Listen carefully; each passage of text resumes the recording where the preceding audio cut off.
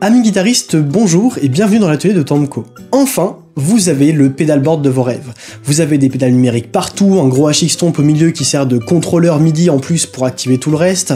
Vous avez des drives à plus savoir quoi en faire dans la boucle, en façade, vous en stackez 5. Mais un problème se pose. Le bruit. Vous avez du bruit, vous avez du buzz, vous avez du des sifflements, des trucs que vous vous attendiez pas à avoir, et dès que vous déconnectez des pédales par-ci par-là, bah ça va tout de suite beaucoup mieux jusqu'à finir avec finalement juste une ou deux pédales sur le pédalboard. Alors pourquoi est-ce que vous avez du bruit? Est-ce que les pédales que vous avez achetées sont toutes nazes ou est-ce que l'erreur est ailleurs?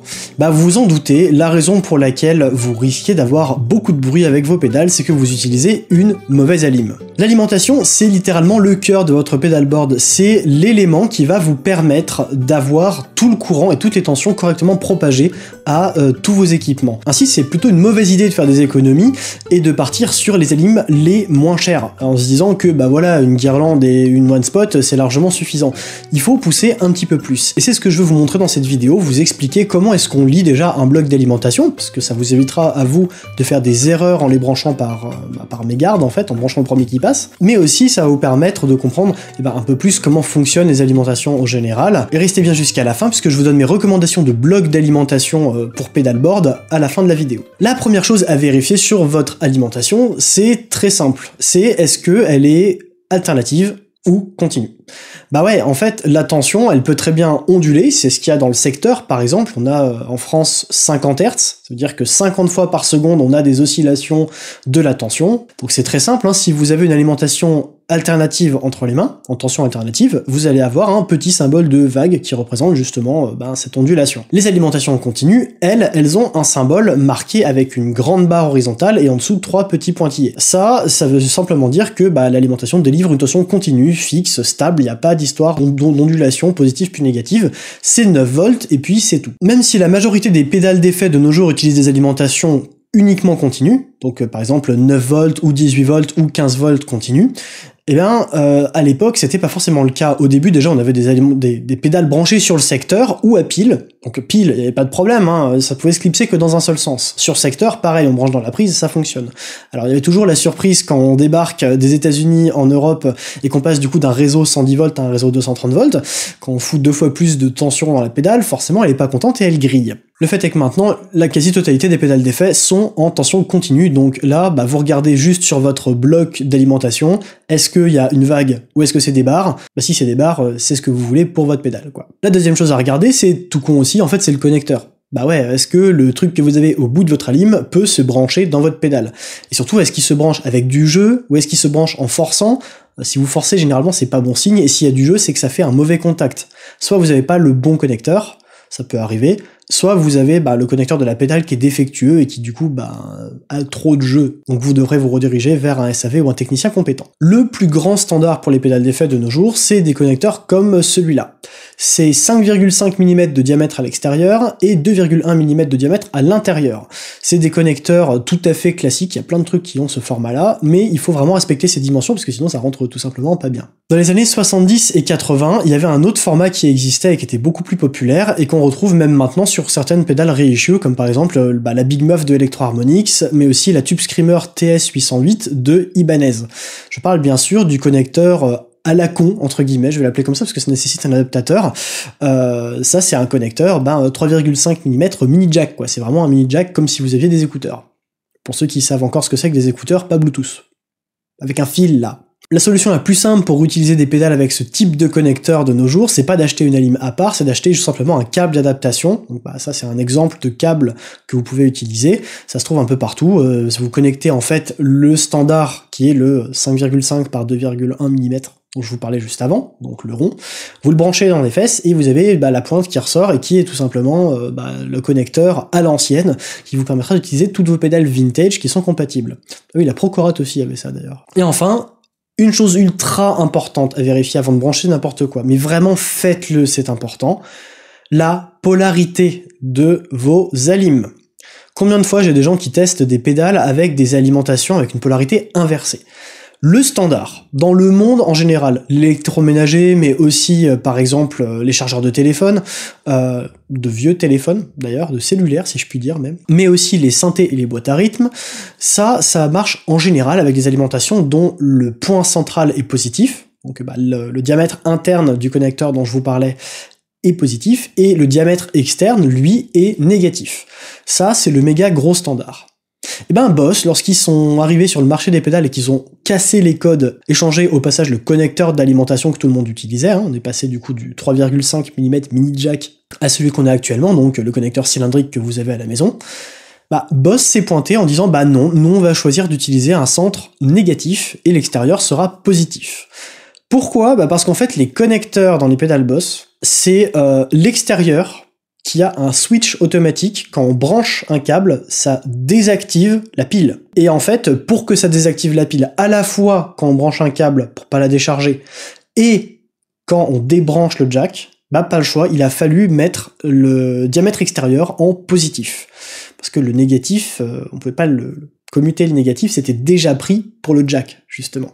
Donc pas le choix, il a fallu, pour avoir ce côté double switch économie d'énergie, si vous voulez, on a dû utiliser des connecteurs avec une polarité positive à l'extérieur et du coup le fameux centre négatif qu'on entend à peu près partout dans toutes les pédales d'effet, et c'est maintenant ça le standard, c'est centre négatif partout. Alors manque de peau, quand vous êtes sur scène et que vous chopez la lime du synthé et que vous le branchez dans votre pédale, les 3/4 du temps, ça crame.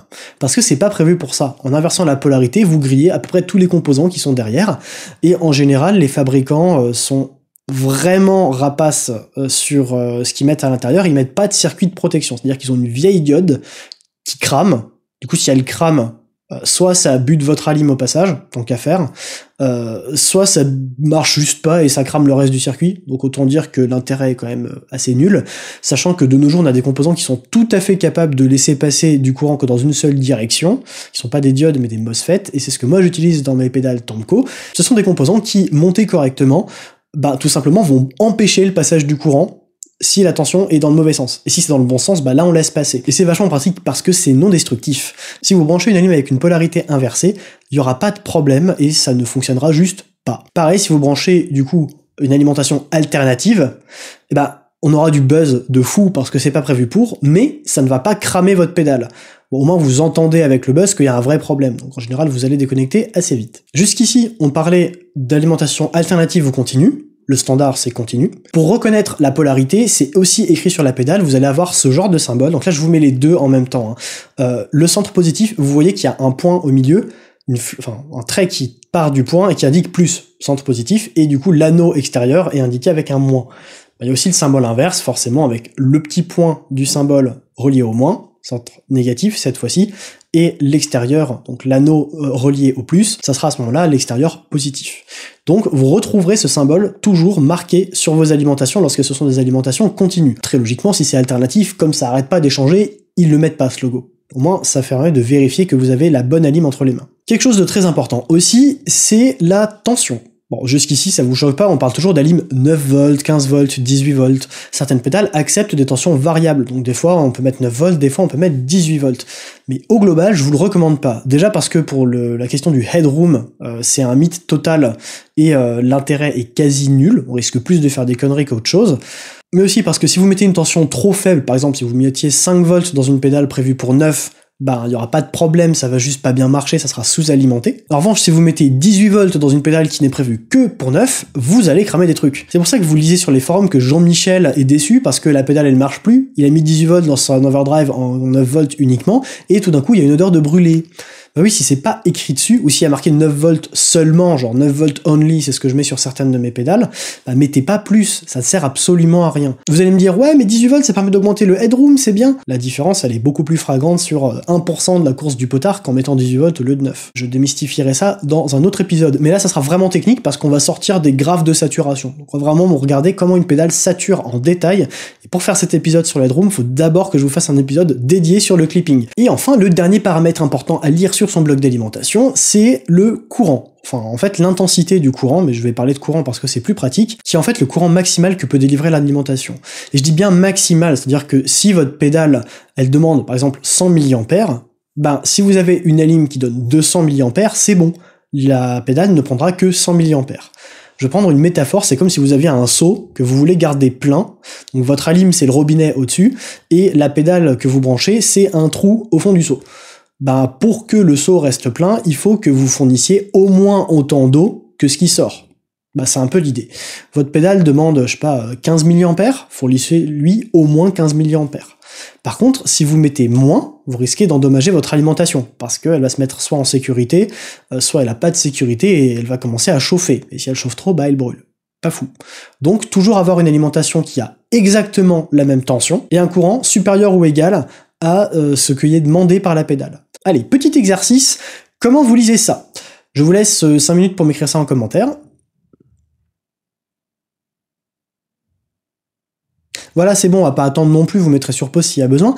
C'est pas compliqué, c'est une alim avec une tension de sortie qui est continue, déjà, parce qu'on voit le logo continu, qui a une tension de 9 volts en sortie, donc c'est idéal pour nos pédales d'effet, qui délivre 0,5 ampères, donc 500 mA au plus. On ne pourra pas aller au-delà, donc on peut alimenter quand même pas mal de pédales avec, y compris des pédales numériques, d'ailleurs, qui consomment souvent 300 à 500 mA. Et enfin, on voit que la polarité, c'est centre négatif, autrement dit, c'est bien une alim qu'on peut utiliser avec la plupart des pédales d'effet modernes. Encore heureux, c'est pour ça que je l'ai acheté. Si vous aviez répondu juste en commentaire, déjà félicitations, je vous mettrai un pouce bleu sur votre message, et n'hésitez pas au passage à vous abonner, à activer la cloche pour être prévenu des futures vidéos, et à lâcher un like et partager la vidéo à tous vos potes. C'est cool parce qu'on sait maintenant alimenter une pédale d'effet correctement. Mais bon, un pedalboard, il y en a quand même pas mal des pédales. Comment faire alors pour en alimenter plusieurs? La solution la plus simple, c'est d'utiliser ce qu'on appelle une guirlande, en anglais daisy chain, on parle aussi d'araignée des fois, c'est simplement une entrée pour votre bloc d'alim et plein de sorties. Alors faites attention parce que toutes les sorties seront à la même tension, donc il faut que toutes les pédales soient prévues pour la même tension. Et de la même façon, le courant va être partagé entre toutes les pédales, donc en fait, il faut que votre alim soit capable de délivrer un courant supérieur ou égal à la somme des courants de chaque pédale que vous branchez. Pour reprendre la métaphore du seau, c'est comme si vous aviez un trou par pédale, forcément il y en a un qui laisse passer plus d'eau que l'autre, il faut compenser du coup en mettant au moins la somme d'eau qui sort en fait du seau, donc c'est le même principe. Petit exercice, si vous avez 3 pédales qui demandent 100 mA, 200 mA et 300 mA, bravo, vous avez trouvé, il vous faut une alim d'au moins 600 mA. L'inconvénient de la guirlande, c'est qu'à cause de sa structure, la masse va être commune au niveau des 3 pédales. Alors c'est bien ce qu'on veut en général, on veut que la masse soit la même, le problème c'est qu'elle est déjà transférée d'une pédale à une autre par les jacks audio. Et du coup on se retrouve en fait à pouvoir passer soit par les jacks, soit par la lime, pour faire le contact de masse. Et en pratique, faire un truc comme ça s'appelle une boucle de masse. Parce qu'en fait on part d'un point et on peut faire une boucle. Voilà, c'est littéral, on revient au point d'origine en passant d'un côté par la lime et en revenant par les jacks. Et en faisant ça, en fait, on capte des bruits parasites, notamment un buzz ou un hum, comme vous voulez, à basse fréquence, aux alentours des 50 Hz, qui correspond en fait à la tension du secteur qui rayonne un peu partout autour de nous. C'est pas pratique. Et le phénomène est d'autant plus accentué que la surface de boucle, en fait la taille de la boucle en l'occurrence de masse, est grande. Donc si votre câble d'alimentation est plus long, vous allez plus capter. Et le pire cas de figure que vous pouvez avoir, c'est si vous branchez avec une araignée des pédales qui sont en façade d'un ampli high gain, parce que lui va amplifier du coup le buzz que vous entendez, et que vous alimentez aussi des reverbs et des délais qui sont placés dans la boucle. Parce que du coup la surface, cette fois-ci, elle prend aussi l'ampli. Donc vous avez d'un seul coup plusieurs mètres de câbles qui vont faire cette boucle de masse, et c'est vraiment très difficile à éliminer en tant que tel. Deuxième inconvénient, c'est que les pédales, notamment les pédales numériques qui consomment beaucoup, elles ont tendance à recracher beaucoup de parasites dans leur alimentation. Donc si votre alimentation elle est commune avec par exemple des fuzz et des overdrive qui sont beaucoup plus sensibles, le bruit de la pédale numérique va repisser dans les autres et vous allez avoir des bruits stridents pas forcément très agréables.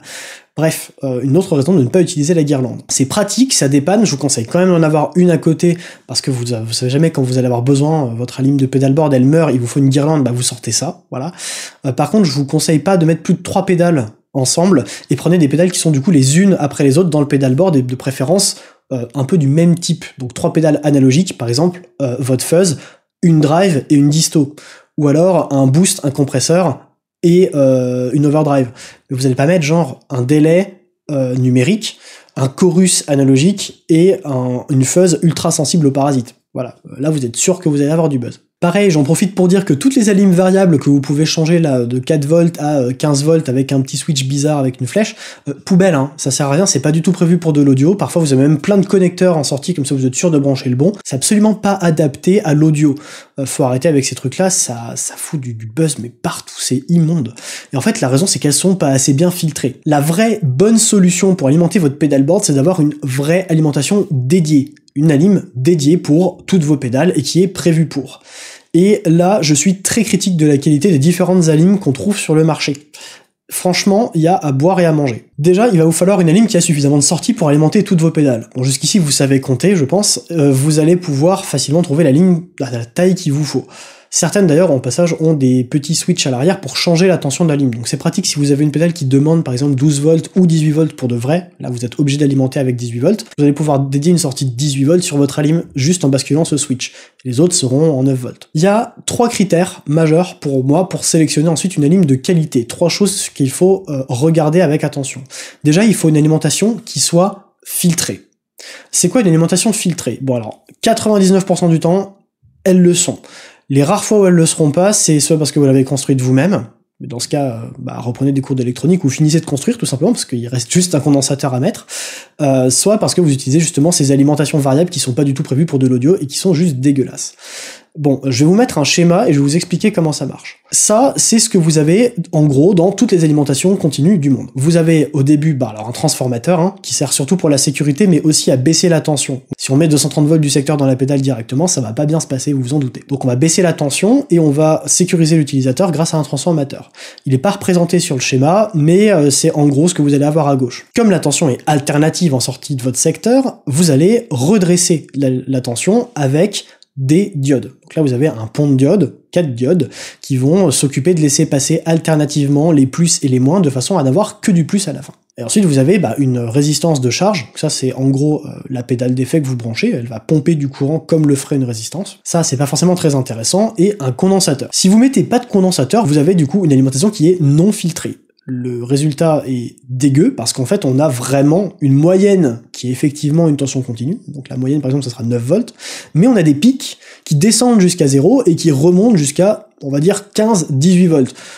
C'est beaucoup, la pédale elle est pas prévue pour ça. Donc ça c'est le problème d'une alimentation qui n'est pas bien filtrée, ou qui n'est pas filtrée du tout en l'occurrence, c'est que en fait on a une ondulation résiduelle qui est en plus d'une moyenne non nulle, donc la forme d'onde n'est pas centrée autour de 0, elle est centrée autour de 9 volts, et vous avez une ondulation autour qui est juste dégueu, et pour l'enlever, il faut un condensateur. Donc c'est pour ça qu'on rajoute ce condensateur, et vous voyez en bas, il y a toujours l'ondulation en pointillé pour montrer ce que ça donnerait si c'était pas filtré, et vous avez la ligne en trait plein qui est tout simplement la tension filtrée. Donc vous voyez qu'il y a toujours de l'ondulation dessus, mais beaucoup moins. L'amplitude est beaucoup plus faible, et on est beaucoup plus proche d'une droite parfaite. Là, c'est ce qu'on a avec des alimentations qui sont filtrées. Plus les condensateurs sont gros, et moins il y a d'ondulation. C'est vraiment la base d'une alimentation, ça. L'inconvénient, c'est que par contre, si votre secteur il est pas parfaitement à 230 volts comme c'est prévu, par exemple il est à 240 ou 250, s'il prend 10%, et ben en fait la tension de sortie aussi va prendre 10% et vous passez de 9 volts à 9,9 volts, ou à 8,1. Donc en fait vous allez avoir des variations quand même, et c'est pas très pratique d'avoir des variations élevées de tension de sortie, parce que ça revient au même que de suralimenter ou sous-alimenter sa pédale. Pour éviter ça, et pour enlever encore plus d'ondulation, il faut une alim régulée. Donc ça c'est le deuxième point. Il y a des composants qui s'appellent des régulateurs de tension qui sont faits spécifiquement pour stabiliser le plus possible l'alimentation. Ça peut être des régulateurs dits linéaires qui sont très simples à mettre en place, et dans ce cas-là vous allez juste avoir un composant qui s'occupe de descendre la tension à un niveau super stable. Donc, du coup vous le mettez par exemple 12 volts en entrée, il crache 9 volts en sortie. Si votre 12 volts qui varie entre 10 et 14 par exemple, il s'en fout, il crachera toujours 9 volts. Vous avez aussi des régulateurs à découpage qui là ont des systèmes avec des transformateurs ou des bobines qui viennent trancher la tension continue. Ensuite eux ils s'adaptent, ils tranchent plus ou moins suivant que la tension de sortie est trop élevée ou trop faible pour être pile poil continue. Donc ils régulent vachement vite, mais comme ils découpent, ils génèrent beaucoup de fréquences parasites et ça peut poser problème si c'est pas bien filtré. Donc c'est vraiment un truc qui est plus technique que le régulateur linéaire, faut refiltrer l'alimentation derrière. Enfin, une alim doit être isolée. Et là, je parle de vraiment 100% isolée, parce qu'il y a plein d'alims chinoises, genre K-Line et compagnie, qui affichent, oui, alim isolée, et en fait, pas du tout.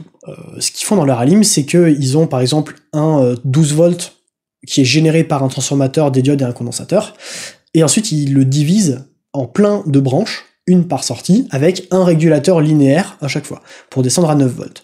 En faisant ça, on n'élimine pas le problème de la guirlande, qui est d'avoir la masse en commun. Il s'agit pas, cette fois-ci, d'avoir un transformateur avec une sortie qu'on divise en plein de branches, il faut un transformateur avec une sortie par branche, d'office.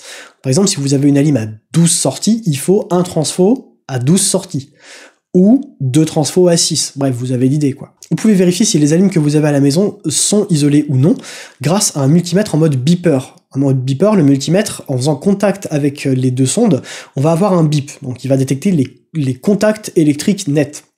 Si, en touchant 2 picots des connecteurs de sortie de votre alim, lorsqu'elle est débranchée, bien sûr, ça bip, ça veut dire qu'il y a continuité. Donc en fait, comme c'est les picots au centre, c'est la masse, centre négatif, bah c'est la masse, et ça veut dire du coup que la masse est commune pour plusieurs des sorties de vos alimentations et qu'elles sont donc pas 100% isolées. Elles seront peut-être très bien filtrées et très bien régulées, mais elles seront quand même sujettes à des boucles de masse. Vous pouvez aussi avoir des alimentations qui sont isolées par bloc, c'est le cas de l'Anasense K+, par exemple. Là vous avez des blocs de 3 sorties qui sont isolés bloc à bloc en fait. Donc par exemple vous allez prendre les 3 premiers blocs pour faire fuzz overdrive disto, puis les 3 d'après pour faire chorus flanger delay, et dans la boucle d'effet vous allez avoir par exemple une pédale numérique ou 2 qui peuvent prendre un 3e bloc. Moi je suis pas spécialement fan parce que j'aime bien avoir vraiment mes alims toutes isolées pour les câbler comme je veux, mais en vrai, en pratique, vous allez pas avoir de gros problèmes de boucle de masse tant que vous respectez les conseils que je vous ai donnés dans le passage avec la guirlande justement. Parce que c'est comme si on avait plusieurs guirlandes isolées en fait dans un seul bloc d'alimentation. Donc vous l'aurez compris, une alim bien filtrée, bien régulée et bien isolée. C'est très important parce que grâce à ça, vous éliminez 90% des bruits parasites que vous allez avoir avec des mauvaises alims. Et ça, c'est franchement génial, vous allez enfin pouvoir redécouvrir votre pedalboard.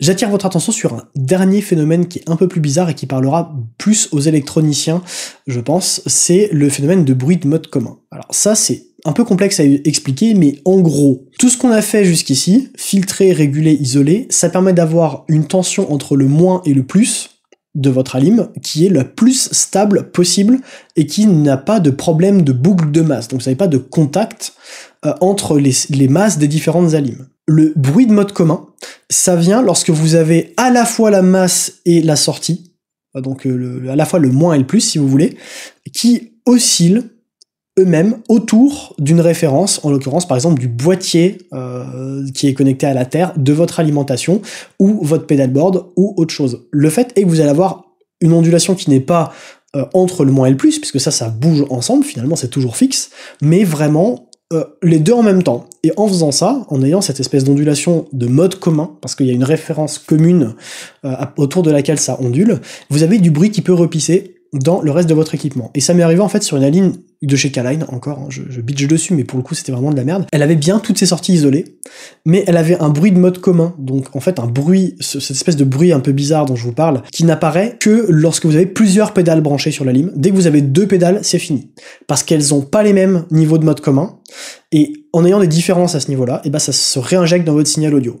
Et il y avait des cris stridents que la lime générait, c'était inutilisable, mais vraiment inutilisable, horrible. Je déconseille cette marque du coup, hein. J'aime bien ce qu'ils font sur d'autres pédales, mais pas sur les alims quoi. Ça vaut pas le coup d'investir 30 balles dans une alim pourrie comme ça. Faut savoir que en gros designer des alims c'est un métier à part entière, et même au sein de l'électronique, c'est-à-dire que tous les électroniciens ne savent pas designer des alims qui marchent bien. C'est vraiment un taf de malade. Faut aussi voir qu'il y a très peu d'alimentations qui sont correctement filtrées en mode commun. Là, par exemple, j'ai ouvert exprès pour vous la carte de mon Harley Benton ISO 5 Pro. Donc ça, c'est ce que moi j'utilise comme série d'alim, parce que c'est pas cher, parce que j'utilise pas de boucle d'effet quand je fais des pedalboards de démo, et en vrai, j'ai mon H6 Tomb qui me sert à faire mes boucles d'effet. J'aime beaucoup ces petites alims parce qu'elles coûtent pas très cher. Celle-là, je crois qu'elle coûte 49 € chez Thomann.